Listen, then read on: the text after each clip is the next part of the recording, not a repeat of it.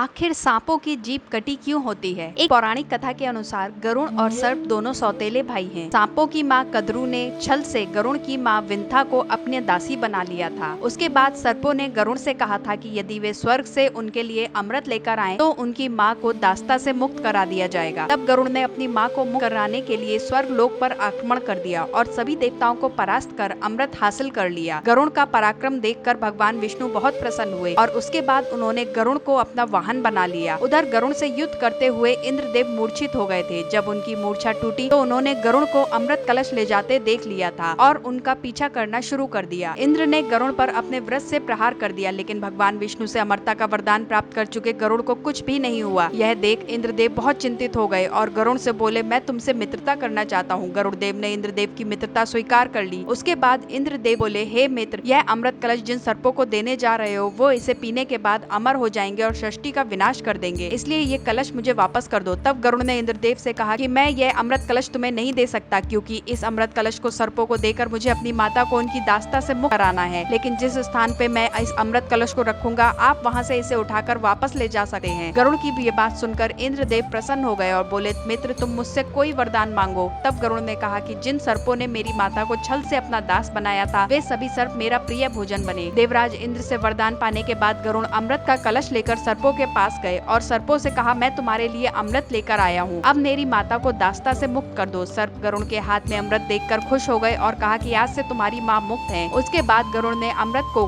कुश के बने एक आसन पर रख दिया और सर्पों से कहा, तुम लोग पवित्र हो, अमृत पियो। यह कहकर वे अपने माता को लेकर वहाँ से चले गए। उसके बाद सभी सर्पों ने विचार किया कि गरुड़ ने ऐसा क्यों कहा कि पवित्र हो, अमृत पियो, इसका मतलब हमें पहले स्नान कर पवित्र हो जाना चाहिए। इसके बाद सभी सर्प स्नान करने चले गए। इसी बीच घात लगाकर बैठे इंद्रदेव अमृत कलश को लेकर स्वर्ग लोक चले गए। उधर जब सर्प स्नान कर अमृत पीने के लिए आए तो उस कुश के आसन पर अमृत कलश नहीं मिला। तब उन्होंने सोचा कि जिस तरह हम सभी ने गरुड़ की माता को छल से दासी बनाया था ये उसी का फल है। अमृत कलश के गायब हो जाने के बाद सभी सर्पों की अजर व अमर होने की अभिलाषा शांत हो गई। सभी उस कुश के आसन को देख रहे थे जिस पर गरुड़ देव ने अमृत रखा था। सभी सर्पों के दिमाग में आया कि हो सकता है इस कुश के आसन पर अमृत गिरा हो। ये सोचकर वे सभी सर्प कुश के आसन को चाटने लगे, जिससे सभी सर्पों की जीभ बीच से फट गई।